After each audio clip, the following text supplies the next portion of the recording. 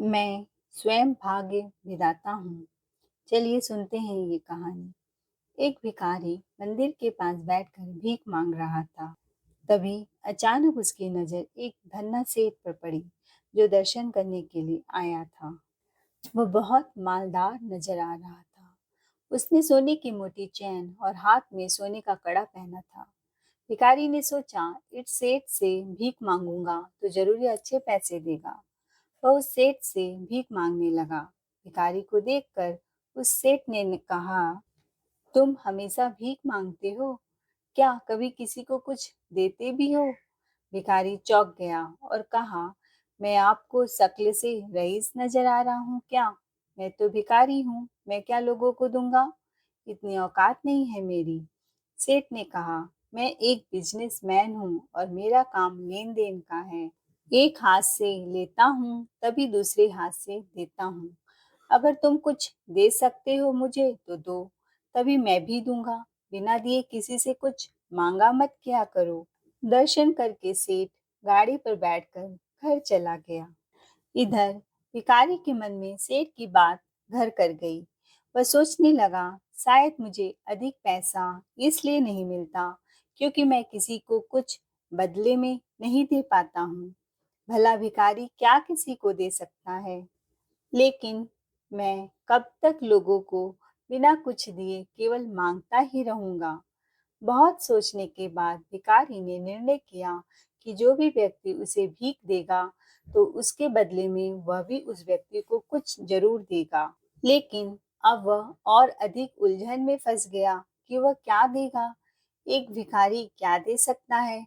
वह दिन रात यही सोचता रहा कि बदले में वह क्या देगा, लेकिन उसे कुछ समझ नहीं आ रहा था।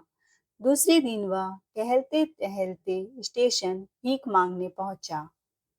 तभी उसकी नजर स्टेशन के शुद्ध पानी के नल पर पड़ी। उसने सोचा, क्यों न मैं लोगों को भीख के बदले साफ पानी पिलाया करूं। उसको अपना यह विचार अच्छा लगा और उसने वहां से एक साफ बाल्टी में पानी भर लिया। वह ट्रेन में भीख मांगने पहुंचा। जब भी कोई व्यक्ति उसे भीख देता तो उसके बदले में वह भीख देने वालों को साफ पानी पिला देता। लोगों को यह प्यास लगी रहती और साफ पानी देखकर लोग पी भी लेते और खुश हो जाते। अब भिखारी रोज साफ पानी का बाल्टी भरता और भीख के बदले में उन लोगों को पानी बांट देता था। कुछ ही दिनों में उसने महसूस किया कि अब उसे बहुत अधिक लोग भीख देने लगे हैं। वह स्टेशन से रोज एक बाल्टी पानी भर लाता। जब तक उसके पास पानी रहता था, तब तक उसे बहुत से लोग भीख देते थे। लेकिन जब पानी बांटते बांटते खत्म हो जाता, तो उसे भीख भी नहीं मिलती थी। अब रोज ऐसा ही चलता रहा। एक दिन जब वह मंदिर के पास बैठकर भीख मांग रहा था, तो उसने देखा कि वही धन्ना सेठ मंदिर में आ रहे हैं, जिसकी वजह से उसे भीख के बदले पानी पिलाने की प्रेरणा मिली थी। वह धन्ना सेठ के पास गया और बोला, आज मेरे पास भी आपको भीख के बदले कुछ देने को है। आप मुझे भीख दीजिए, मैं बदले में आपको पानी पिलाऊंगा। गर्मी थी, सेठ को प्यास भी लगी थी। सेठ ने भीख के रूप में उसे कुछ पैसे दिए और बदले में भिखारी ने उसे पानी पिलाया। सेठ को भिखारी की यह बात अच्छी लगी। सेठ बोला, वाह क्या बात है, आज तुम भी मेरी तरह एक व्यापारी बन गए हो।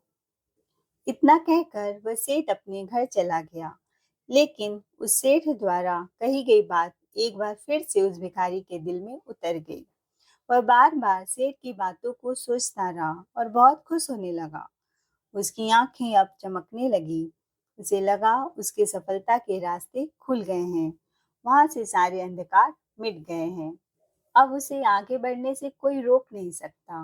वह तुरंत नाचने लगा और खुश होकर पूरे जोश के साथ तेज आवाज में ऊपर आसमान की ओर देखकर बोला, मैं भिखारी नहीं हूँ, मैं तो एक व्यापारी हूँ। मैं भिखारी नहीं हूँ, मैं तो एक व्यापारी हूँ। मैं भी उस सेठ जैसा करोड़पति बन सकता हूँ, मैं भी अमीर बन सकता हूँ। सब लोग आश्चर्य से उस भिखारी को देखकर बोल रहे थे कि शायद यह भिखारी पागल हो गया है। अगले दिन वह भिखारी उस मंदिर पर कभी दिखाई नहीं दिया। 1 वर्ष बाद उसी मंदिर में दो व्यक्ति सूट बूट में, गले में सोने की मोटी चैन, हाथ में गोल्डन कड़ा पहने हुए अपने अपने गाड़ी से उतरे। दोनों ने एक दूसरे को देखा तो उनमें से एक ने दूसरे को हाथ जोड़कर प्रणाम किया और कहा, क्या आप मुझे पहचाना? सेठ बोले, नहीं तो, शायद हम लोग पहली बार मिल रहे हैं। भिखारी बोला, सेठ जी, आप याद कीजिए, हम पहली बार नहीं बल्कि तीसरी बार मिल रहे हैं। सेठ, मुझे याद नहीं आ रहा है, वैसे हम पहले 2 बार कब मिले थे? अब पहला व्यक्ति मुस्कुराते हुए बोला, मैं वही भिखारी हूँ जिसको आपने पहली मुलाकात में बताया कि मुझे जीवन में क्या करना चाहिए, और दूसरी मुलाकात में बताया कि मैं वास्तव में कौन हूँ। नतीजा यह निकला कि मैं आज लोगों को साफ पानी का बॉटल सप्लाई करता हूँ और इसी व्यापार के काम से दूसरे शहर जा रहा हूँ। सोचा कि पहले दर्शन कर लूं। बड़े बड़े होटल में मेरे पानी का बॉटल सप्लाई होता है। आपने मुझे पहली मुलाकात में यह कठोर सत्य बताया था, जिसके अनुसार हमें तभी कुछ मिलता है जब हम कुछ देते हैं। लेन देन का यह नियम वास्तव में काम करता है। मैंने यह बात बहुत अच्छी तरह महसूस किया है, लेकिन मैं खुद को हमेशा भिखारी ही समझता रहा। इससे ऊपर उठकर मैंने कभी सोचा ही नहीं था। और जब आपसे मेरी दूसरी मुलाकात हुई, तब आपने मुझे बताया कि मैं एक व्यापारी बन चुका हूँ। अब मैं समझ चुका था कि मैं वास्तव में भिखारी नहीं हूँ, बल्कि व्यापारी बन चुका हूँ।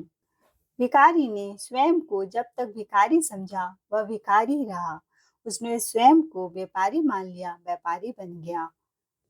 इसी प्रकार हमेशा इंसान जीवन में कुछ भी हासिल कर सकता है, जीवन में कुछ भी कर सकता है, क्योंकि इंसान स्वयं अपने भाग्य का विधाता होता है।